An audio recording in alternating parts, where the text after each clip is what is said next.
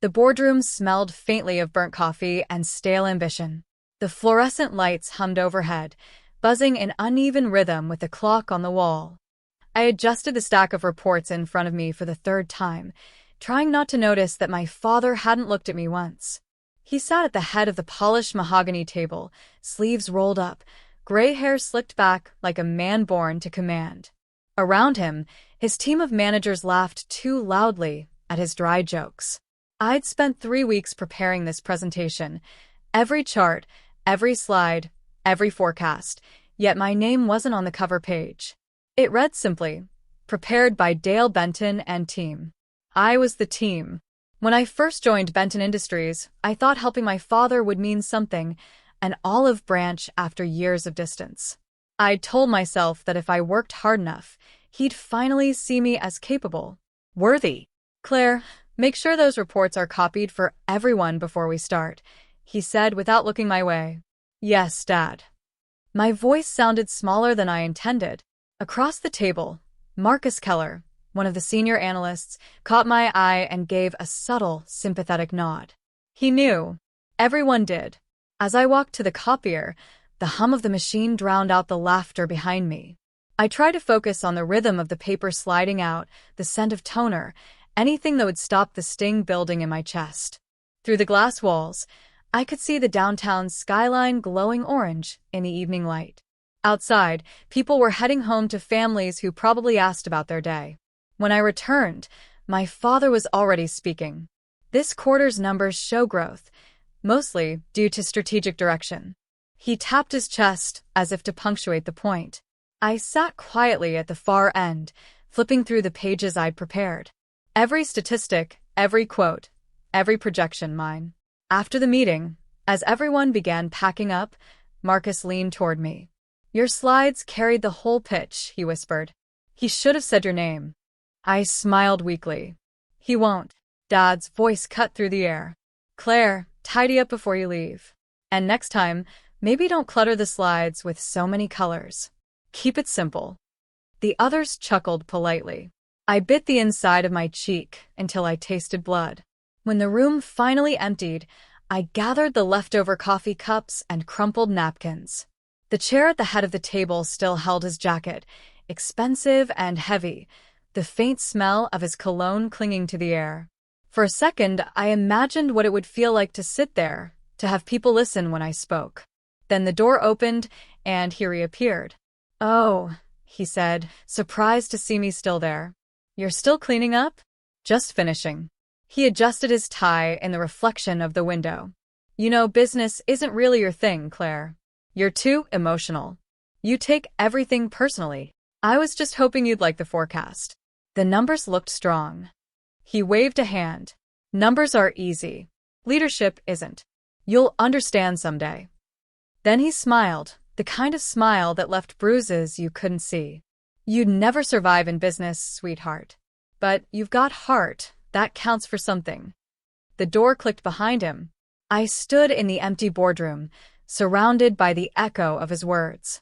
"You'd never survive in business." The city outside blinked with possibility, but I felt smaller than ever. My reflection in the glass looked tired, edges dimmed by fluorescent light. In my pocket, my phone buzzed. A message from my younger brother, Ethan. "Dad says meeting went great. You coming to dinner?" I stared at the text until the letters blurred. The reports in my hands felt suddenly heavy, like proof of something invisible, work that mattered, even if no one saw it. I walked to the head of the table and placed one copy there, neatly aligned with the edge. For a moment, I stood behind that chair, the place he never thought I belonged. Outside, thunder rumbled somewhere beyond the skyline. The lights flickered once, briefly, before stabilizing. It felt like the first warning before a storm. The following week, I arrived at the office early, earlier than anyone else. The hallway smelled of lemon cleaner and cold air from the vents. I wanted a head start, one more chance to prove myself before the quarterly review. I'd been refining a proposal all weekend, an employee retention strategy that could save Benton Industries nearly $500,000 a year. Clear numbers, clear logic. I Even practiced my pitch out loud in my apartment until my neighbor's dog started barking through the wall. By 9 o'clock, the boardroom began to fill. My father walked in last, as always, a paper cup of black coffee in hand. He took the head seat, without looking at me. "Let's begin," he said. My heart thudded as I slid the binder across the table. "I've put together something that might help with the rising turnover rate." He raised a brow. "You've been looking at HR metrics?" Yes. I noticed patterns, especially in the younger staff. I think if we implement. "Claire." He didn't shout, but his tone cut clean. "This isn't really your department. Stay focused on your reports." The words sank like stones. Across the table, a few managers avoided my gaze. Marcus frowned slightly, his pen frozen over his notebook. I was just trying to help. I managed, the air suddenly thick. My father turned a page, without looking up. "Help by doing what I ask. We're not here for experiments." A few polite chuckles followed. The rest of the meeting passed in a blur. My mind replayed every sentence I'd rehearsed the night before, all the potential I'd imagined in his expression when he finally said, "Good work, Claire." But that moment never came. When the meeting ended, Marcus approached quietly. "It was a good idea. You know that, right?" I forced a smile. Yeah. "Sure." He hesitated. "You can't take it personally. He's set in his ways. Set in stone, maybe." He laughed softly, but his eyes stayed gentle. "Don't let him make you small." I nodded, even though I already felt microscopic. Later that evening, the office was nearly empty. I stayed behind, my desk lamp the only light on the floor. The soft hum of the HVAC filled the silence. On my computer screen, the proposal sat open, color-coded charts, employee survey data, bullet points that would never be read. My phone buzzed with a reminder. Dad's birthday dinner, 7:30 p.m. I'd spent the afternoon picking up his favorite lemon cake from Davenport Bakery. I'd even bought candles shaped like gold numbers, 6 and 0. 60 years old. A milestone. Maybe tonight would be different. By 8 o'clock, I was sitting at Alder and Vine, the restaurant he'd chosen, the cake box beside me on the booth seat. The waiter had already refilled my water twice. I scrolled through my messages, nothing. At 8:45, a text finally appeared from Ethan. "Sorry, Claire. Dad decided to have drinks with the guys from the office instead. Said to tell you thanks for the cake." My throat tightened. I stared at the candles through the plastic lid, already a little melted from the restaurant's warmth. I typed a response, deleted it, then typed again. "Tell him happy birthday." I closed the lid and took a deep breath, pretending not to feel the sting behind my eyes. The waiter passed by again, offering a polite smile. "Still waiting on someone?"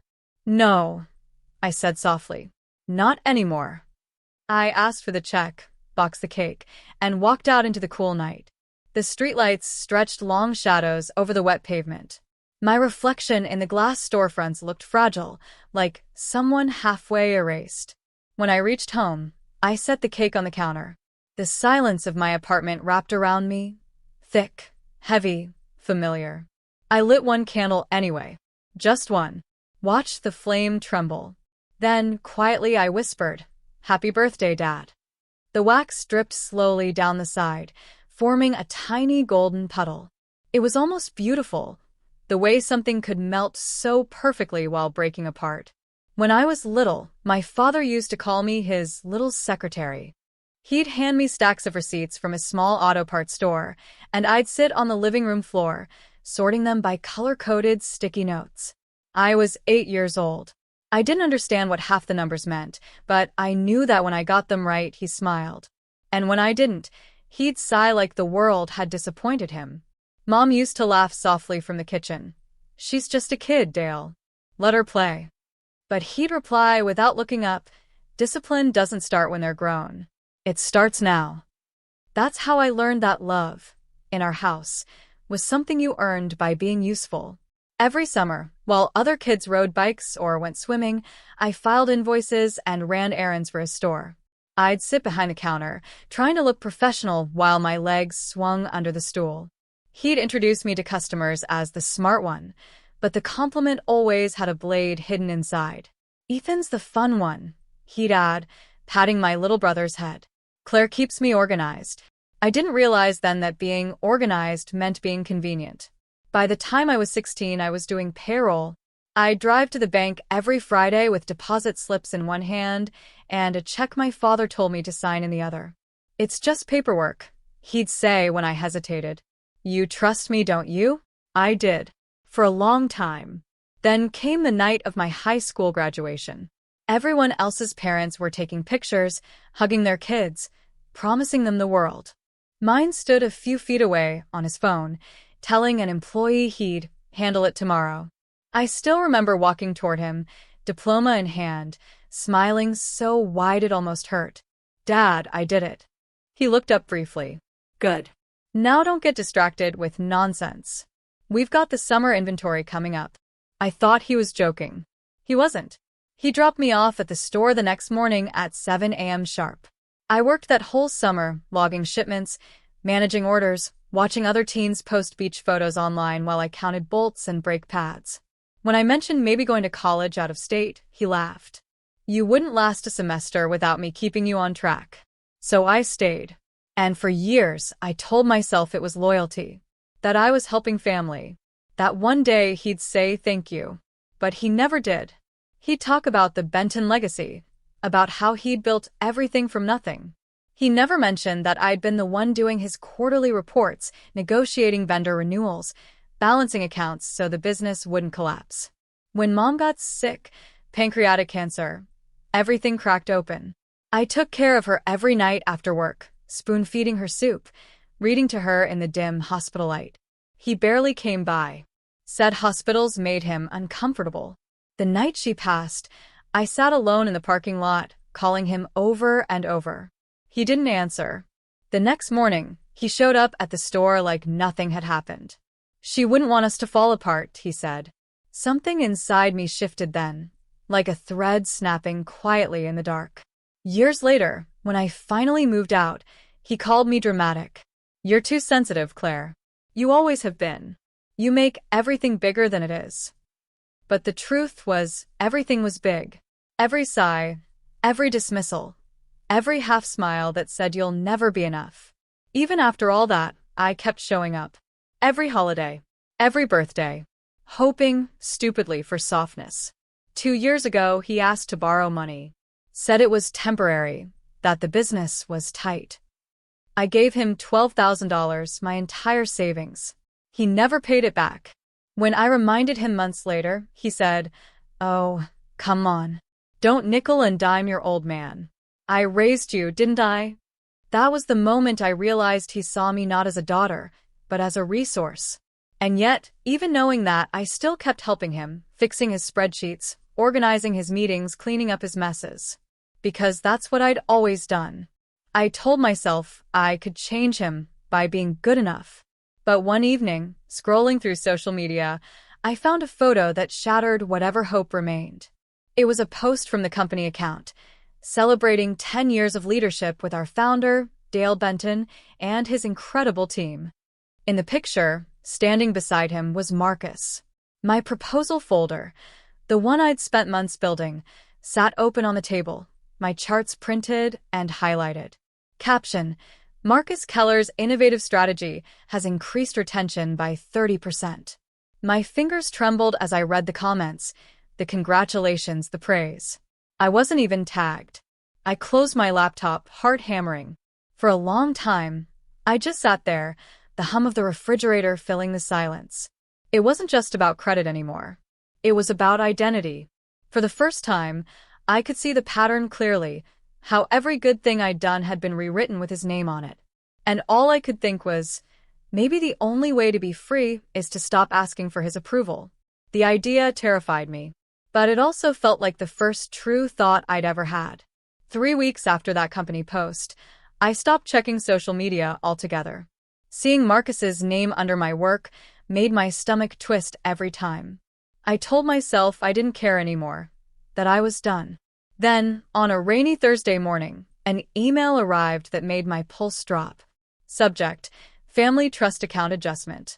At first, I thought it was a mistake. I hadn't touched that joint account in years, not since Mom passed. It was a small fund she'd set up for Ethan and me, her safety cushion. I opened the message, scanning line after line until I found the number that stole my breath. Available balance, $34.21. I stared at the screen. It used to hold over $20,000. Attached was a note from the bank. Withdrawal authorized by account manager Dale Benton for business-related expenses. My father. The room went cold. The sound of rain against the window suddenly felt deafening. I grabbed my phone and called him. He answered on the second ring, his voice casual. "Claire, I'm about to head into a meeting. Make it quick." "You drained Mom's trust account." My voice came out sharp, trembling. "That money wasn't yours." "Oh, don't start," he said, sighing. "I didn't drain anything. I borrowed. Business has been tight lately." "Borrowed?" I could barely form the word. "You didn't even tell me."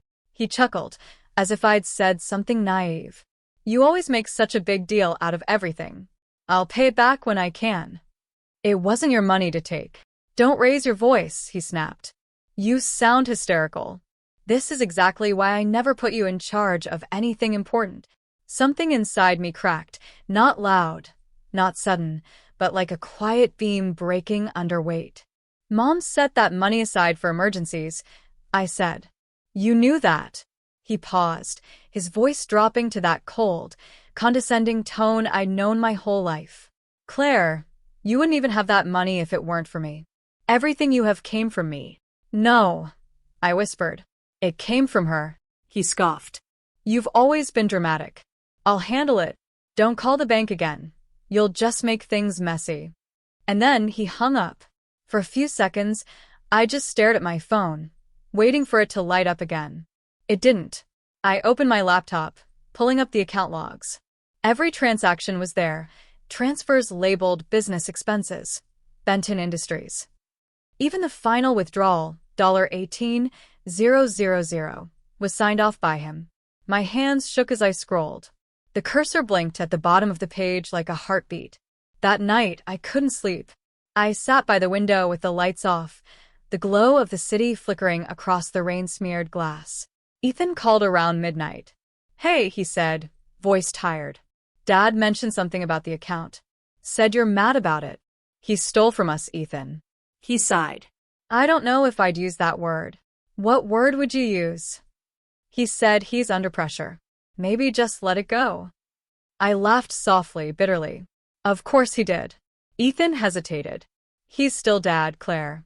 He's always done what he thought was best." I looked out at the streetlights. That's the problem. What he thinks is best only ever helps him. Silence stretched between us. Then he said quietly, "You're not going to cut him off, are you?" "I don't know yet." But deep down, I did. When I hung up, I opened my laptop again and started searching. Articles, guides, anything about freezing a joint account or protecting assets from misuse. My eyes burned from the screen light, but I kept reading until dawn. The first rays of sunlight filtered through the blinds, painting thin stripes across my wall. My reflection in the window looked hollow-eyed, resolute. I whispered to it, "They'll never change." And for the first time, the words didn't sound like defeat. They sounded like a decision. The first step was quiet, almost invisible. I started by freezing the joint account my father had drained. The bank teller raised an eyebrow when I said I wanted full authorization removed from all other parties, but she didn't argue. The words rolled off my tongue more firmly than I expected. I want control over my own money. Then came the small acts. I canceled his automatic access to the company credit card I'd been added to for convenience, closed old accounts linked to my name, and secured every password I could think of.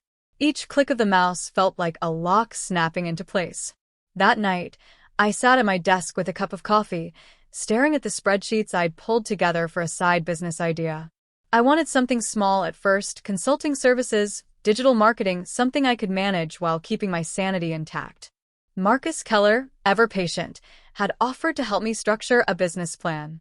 I printed charts, drafted budgets, and color-coded timelines, careful to ensure the smallest detail reflected my vision alone. The apartment felt different. The air seemed clearer, somehow brighter. Even the hum of the refrigerator seemed less oppressive, less like a reminder of him. I began to feel joy in small things again. Simple victories, setting up an online account for the business, sending my first pitch emails, crossing off items from my to-do list. Each act was a declaration. I could do this. I could exist outside of him. One evening, Ethan came over with a takeout dinner. We ate pasta at the tiny table, laughing at an old family video I found on my phone. For the first time in years, I didn't feel the weight of Dad's shadow hovering over me. I felt free, if only a little. I placed the folded napkin on the edge of the table and looked at the small candle flickering on the counter.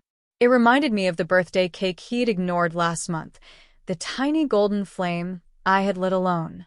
The memory made my chest ache, but this time, I didn't feel hollow. I felt ready. The next morning, I sent an email to the vendors I'd managed for his business. Nothing dramatic, just corrections, clarifications, and a request to direct future invoices only to me personally. Every signature, every line, felt like a stitch in a new fabric I was weaving, one that he couldn't touch. I even went back to the office one evening. The building was empty except for cleaning staff and the soft hum of the AC. I walked past his office, imagining him hunched over the same papers he'd always praised publicly, never privately. My steps were silent, deliberate.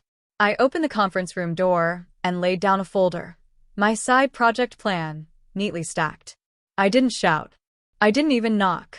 I left it there like a message in a bottle. I'm building something you'll never see coming. The physical space reflected my inner state. The air felt lighter, more open. The city skyline outside my window, once just a blur, seemed like a horizon I could reach. The light of early evening painted the walls in amber and rose. My hands hovered over the keyboard, trembling, not with fear, but with the thrill of possibility. For the first time, I wasn't asking for permission. I wasn't waiting for approval that would never come. I was creating rules I could follow, and boundaries I would not let anyone cross. I called Marcus later, voice calm but excited. I've sent the first client proposal. It's out there. He chuckled. I knew you would. You just needed to decide to start. I did, I said, and for once I believed it. I closed my laptop and leaned back. The apartment was quiet except for the soft tick of the wall clock. I thought of my father, his dismissive tone, the years of being undervalued. And for the first time, I felt a flicker of something I hadn't felt since childhood. Pride. I smiled, small and private. I wasn't done yet. Not even close. But for the first time, I felt like the architect of my own life. Like someone who could decide when to fold, when to fight, and when to take the steps that mattered. A single image lingered in my mind. The locked account, the spreadsheets, the small candle from my lonely birthday. Each was a symbol of control, of the rebellion quietly taking shape inside me. And I knew, no matter what he tried next, I would not shrink. I would not falter. I was standing in the doorway of my own life. And I wasn't leaving. I knew it was only a matter of time before he noticed. The knock on the door came at 7:15 p.m., loud, sharp, and demanding. My heart skipped, but I didn't run. I opened it slowly. Claire. His voice boomed through the narrow hallway. Open this door. What do you think you're doing? I recognized the furious cadence I'd heard all my life. He had that red flush across his neck, the tie slightly loosened, as if he'd run here straight from a meeting. Behind him, a man in a dark suit followed, briefcase in hand, probably one of his managers or a lawyer. I think it's my apartment, I said calmly, stepping aside.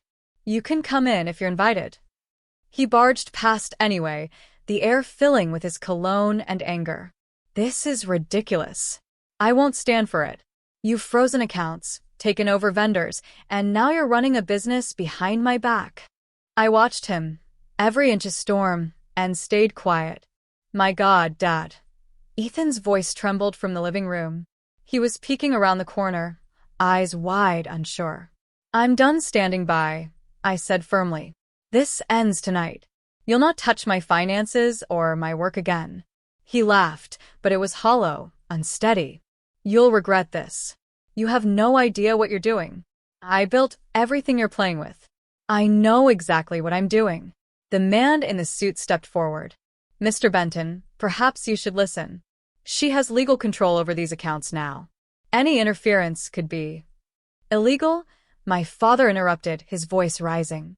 You can't just have her decide. Yes. I can. I finally felt the words resonate like a hammer in my chest. Everything you've called mine without asking is no longer yours. Everything I've built myself is mine. And I won't let you take it. He slammed his hand on the dining room table. Papers fluttered to the floor. Am I not important enough for you? I looked at him, straight in the eye.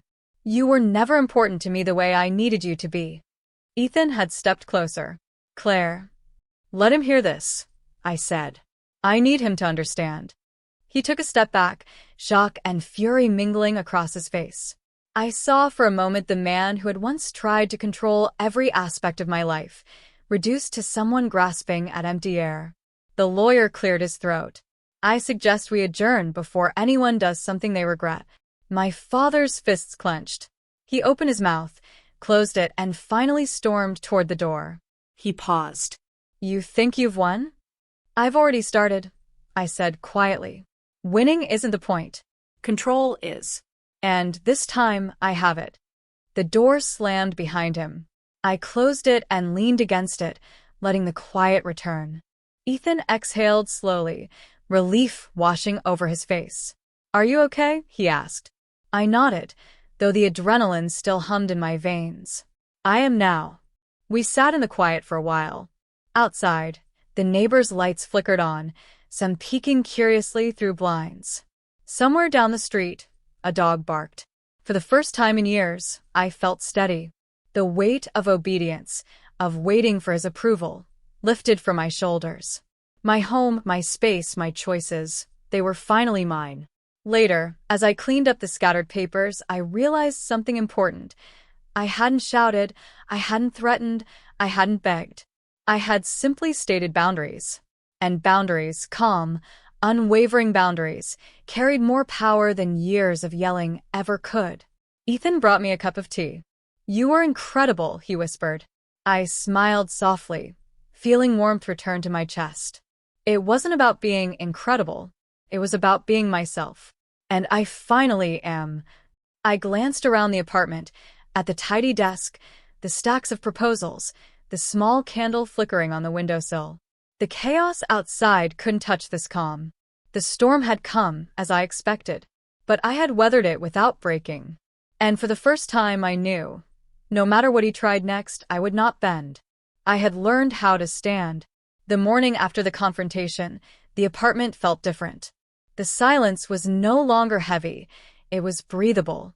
The sun streamed through the blinds, painting golden lines across the floor.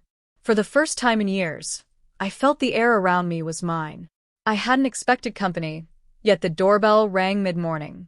I opened it to find Linda, my neighbor from 2 floors above, holding a loaf of banana bread wrapped in brown paper. Her smile was warm, unassuming, free of judgment. Thought you might like this, she said. Figured it's been a lot lately. I accepted it, surprised by how grateful I felt. Thank you, Linda. Really. She leaned on the doorframe, glancing inside. It's your space. Your rules. And if you need help with anything, groceries, errands, let me know. We've all noticed what's been happening. The word noticed made something lift off my chest. I realized I hadn't been alone, even when it felt like it for years. Later that day, Marcus stopped by. He brought a small stack of folders, but more importantly, a reassuring presence. I thought we could finalize the client proposals together, he said, his tone calm. As we worked side by side, the apartment felt alive again. My spreadsheets, once lonely markers of my labor, now had an audience who saw the effort, appreciated it, and offered help, not because they were obliged, but because they genuinely cared. Over the next week, more people trickled in. Ethan brought a gift card to my favorite cafe. Linda's son, Tyler, dropped off drawings he'd made, tiny symbols of encouragement. A flower here, a little cat there. Each act, small and tangible, began to replace the holes my father had left. I noticed something else. My finances, once chaotic, now had space to breathe. I tracked expenses, sorted bills, and realized I had more than I thought. The debt my father had saddled me with in the past no longer defined me. I could make plans, save, even dream. One evening, I made tea and set it on the table by the window. Outside, the city lights twinkled, reflecting off puddles left from a fresh rain. I breathed in slowly, letting the scent of the tea and the clean air fill me. It occurred to me that generosity, unlike obligation, built communities. People stayed not because they had to, but because they wanted to. And in that quiet realization, I felt a peace I hadn't known since childhood. I started journaling again, carefully noting my progress, my small victories, the meals shared, the guidance offered, and the smiles given freely. Every line reinforced that I was not trapped by my father's shadow. I was creating a life illuminated by kindness. Ethan peeked over my shoulder one morning. "It's weird," he said.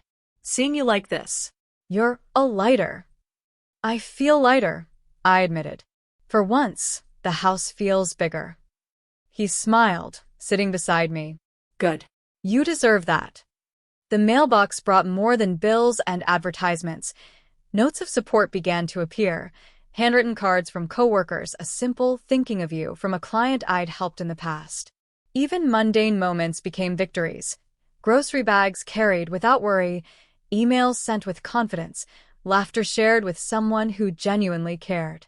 At night, as I set the small candle on the kitchen counter, I reflected on how far I'd come. I wasn't just surviving, I was thriving. The foundation of my new life wasn't anger or rebellion anymore. It was connection, practical support, and the quiet knowledge that I didn't have to endure alone. And somewhere in the midst of that, I realized something crucial. The people who mattered had shown up. Not because they owed me, but because they chose to. For the first time, the apartment felt like home, not just a place to exist, but a space where care and effort could flourish. I looked at the window, at the soft glow of the city, and whispered to myself, This is what real support feels like. Mornings now began differently. The sunlight spilling across the hardwood floors woke me gently, no longer interrupted by the weight of dread or obligation.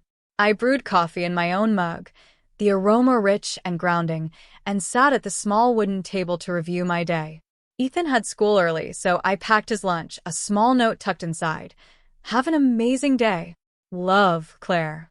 His smile when he saw it made the morning feel lighter, the apartment warmer. I started dedicating time to the things I had once shelved: painting, journaling, planning. My side business was growing steadily.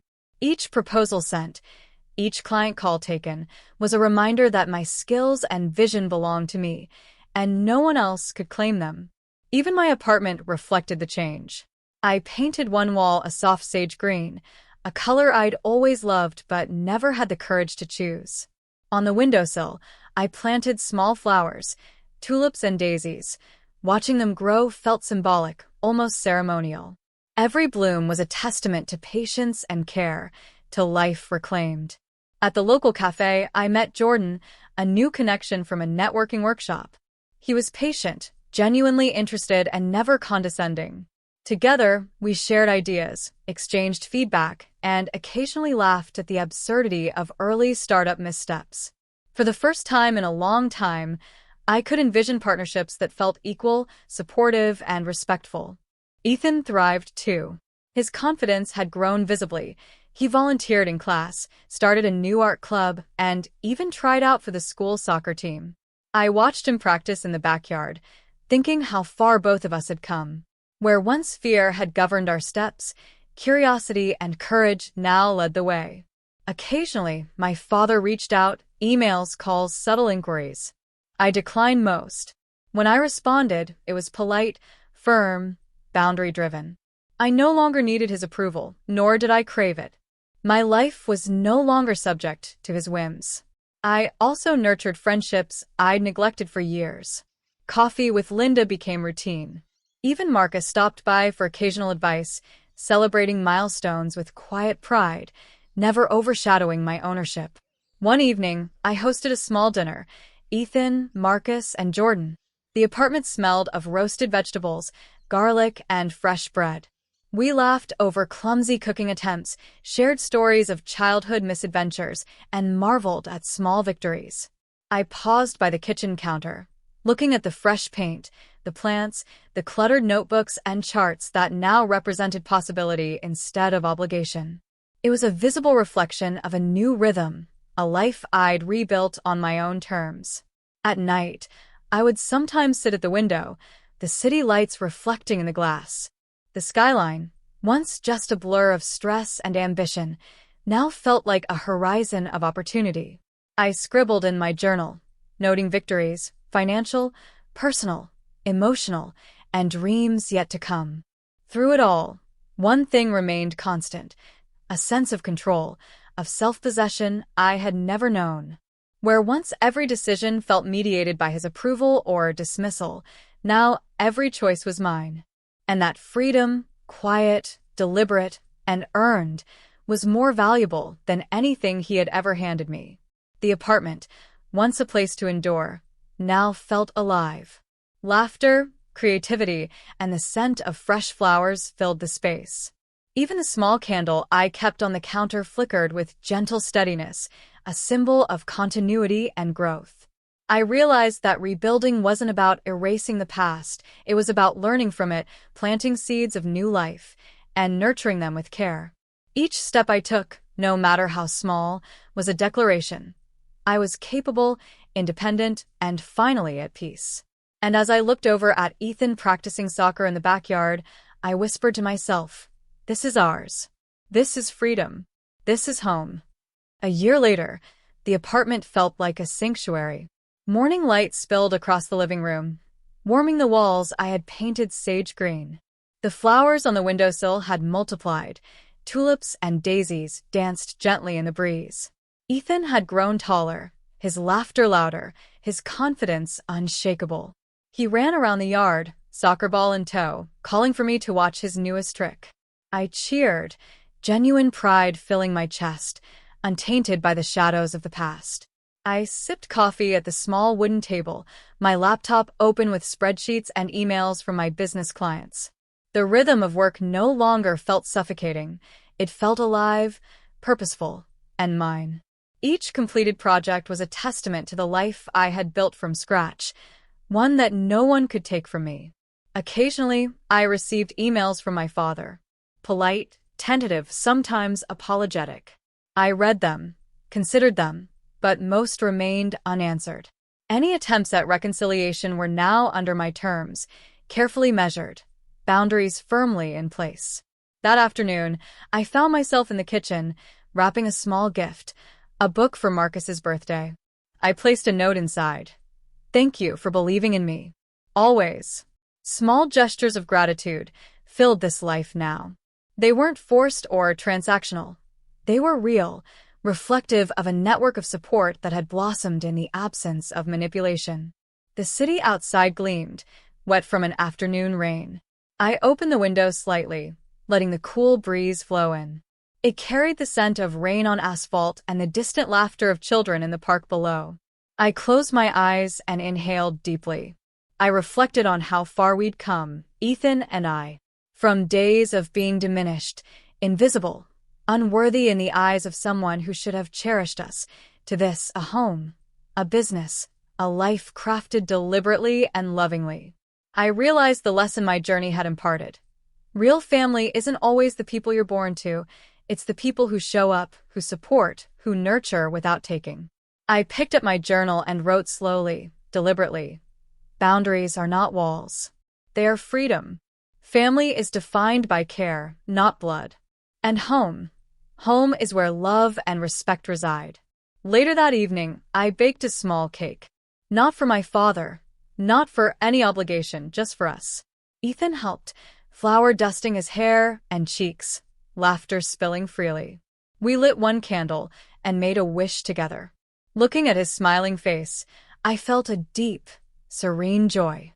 The weight of the past had not vanished entirely, but it no longer controlled me.